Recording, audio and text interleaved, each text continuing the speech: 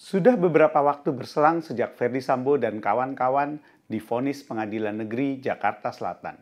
Terhadap vonis tersebut, masyarakat, setidaknya yang hadir di persidangan, merasa puas dan terwakili rasa keadilannya. Bagaimana tidak, putusan hakim melebihi tuntutan jaksa atau yang dikenal sebagai ultra petita. Sambo dihukum mati, Putri dihukum 20 tahun, Ricky 13 tahun, dan Kuat Ma'ruf 15 tahun.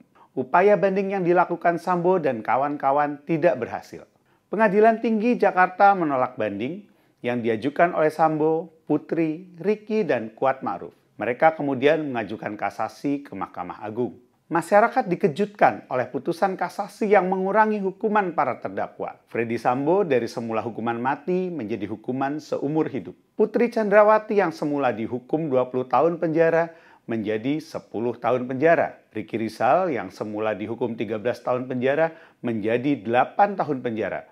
Kuat Ma'ruf yang dihukum 15 tahun penjara menjadi 10 tahun penjara. Dua orang hakim agung menyatakan pendapat yang berbeda atau dissenting opinion, namun kalah dari 3 orang hakim agung lainnya. Putusan ini menjadi final karena berdasarkan KUHAP hanya terdakwa atau ahli warisnya yang dapat mengajukan upaya hukum luar biasa, yaitu peninjauan kembali. Hal yang sulit dipercaya, ternyata Mahkamah Agung menolak kasasi yang dimohon Sambo dan kawan-kawan.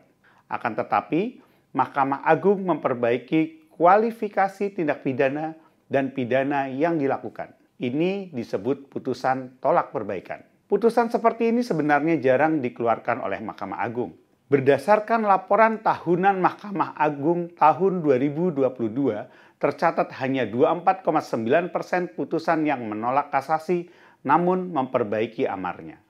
Secara umum, rata 60% upaya kasasi ke Mahkamah Agung ditolak tanpa adanya perbaikan.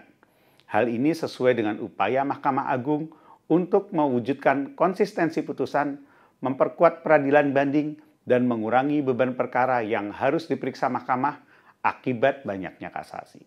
Dengan demikian, kasus Sambo ini menjadi anomali bagi jurisprudensi sekaligus mencabut rasa keadilan yang sedianya sudah ada bagi masyarakat. Mungkin saja hal ini sudah dapat diprediksi sebelumnya, tapi tetap saja ini merupakan hal yang menyedihkan di saat rakyat menginginkan peradilan yang bersih dan berwibawa sebagai asa memberantas korupsi yang merajalela. Jalan-jalan ke Bandung, jangan lupa ke Pasar Cihapit. Putusan Sambo sudah kadung, Dewi Keadilan telan pil pahit. Salam solidaritas. PSI Partaiku.